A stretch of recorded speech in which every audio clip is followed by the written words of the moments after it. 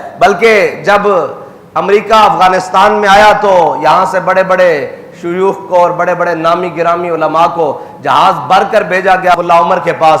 جب وہ پہنچے تو انہوں نے کہا بھائی تم تو جناب پتھر کے زمانے میں چلے جاؤ گے, حالات کا تقاضا یہ ہے, وقت کا تقاضا یہ ہے کہ رخصت اختیار کر لی جائے. اب وقت کا تقاضا یہ ہے کہ اس بات کو چھوڑ دیا جائے, جن جنگی قیدیوں کو ان کے حوالے کر دیا جائے. ساری باتیں کہتے ہیں کہ زور سے عصر تک اور عصر سے مغرب تک وہ خاموش ہو کر سنتا رہا, دلیلیں دیتے رہے, ساری باتیں کرتے رہے, وہ خاموش ہو کر سنتا رہا.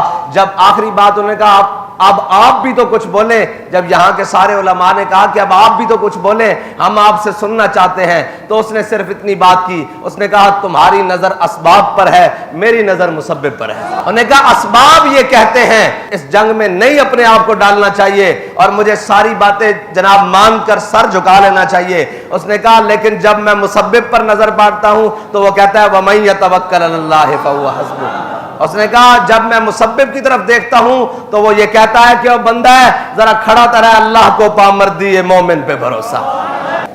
اور یہ مسلمان کا ہمیشہ وتیرہ رہا ہے, اور مومن کی بات ہی یہ ہے کہ اس کا توکل صرف اللہ پر ہوتا ہے.